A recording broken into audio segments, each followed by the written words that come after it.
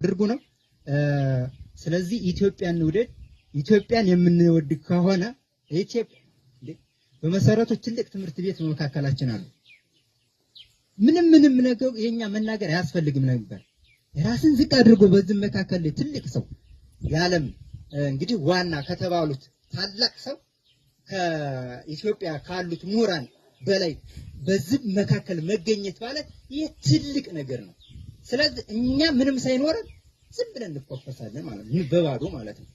ስለዚህ ይሄ ራሳችን ዝቅ ያደረግ ህብረት ወንድማችንን እህታችንን በፍቅር ነው በፍቅር ሆነን ለጠላቶቻችን እሾ ላለ ደግሞ ለኢትዮጵያ ህዝብ ደግሞ ፍቅር እንጀራ ቅቤ ሆነን ከቀረብን ነገ እንደሚሆን እርግጠኛ ነኝ ማለት ነው። ከዛ ውጭ በተንኮል ከሆነ እንጃ፣ እሱን እግዚአብሔር ያውቃል።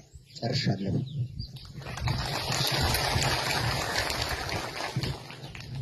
እሺ ቀጣይ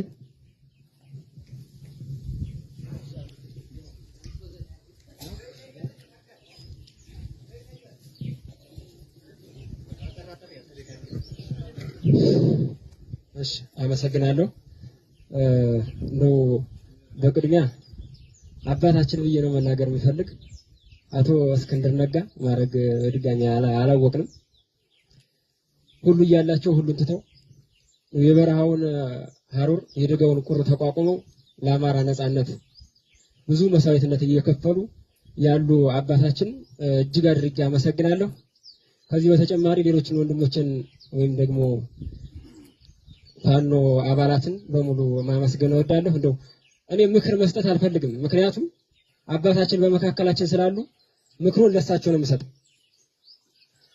ሀሳብ ነው መናገር የምፈልግ፣ እሳቸው የመልሱልን ዘንድ ጥያቄ ነው ማቅረብ የምፈልግ። የመጀመሪያው ጥያቄ እንደው በየቦታው የተከፋፈለ የፋኖ አባል አለ።